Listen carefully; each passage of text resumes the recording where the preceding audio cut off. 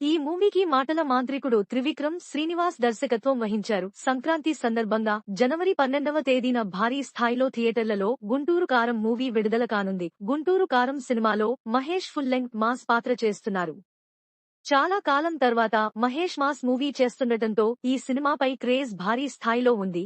గుంటూరు కారం చిత్రంలో మహేష్ సరసన శ్రీలీల మరియు మీనాక్షి చౌదరి హీరోయిన్లుగా నటించారు.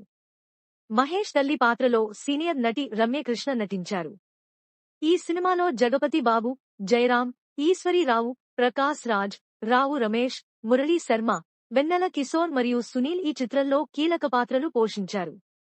ఈ మూవీకి star music director Thaman music అందించారు. ఈ సినిమాకు ఇప్పటికే ఫుల్ హైప్ క్రియేట్ అయ్యింది.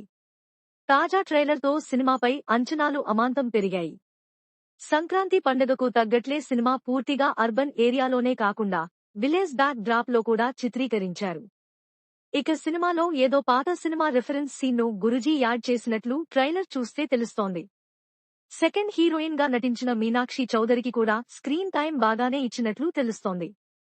ఇక ట్రైలర్ చూసిన రాజమౌళి, మహేష్ బాబు చేసే కామెడీ అంటే తనకు చాలా ఇష్టమని, మహేష్ బాబు చెప్పే డైలాగ్స్ ని తను బాగా ఇష్టపడతారని చెప్పారు. ట్రైలర్ చూసిన తర్వాత మూవీ బాగుంటుందని తనకి అనిపించింది అని చెప్పారు.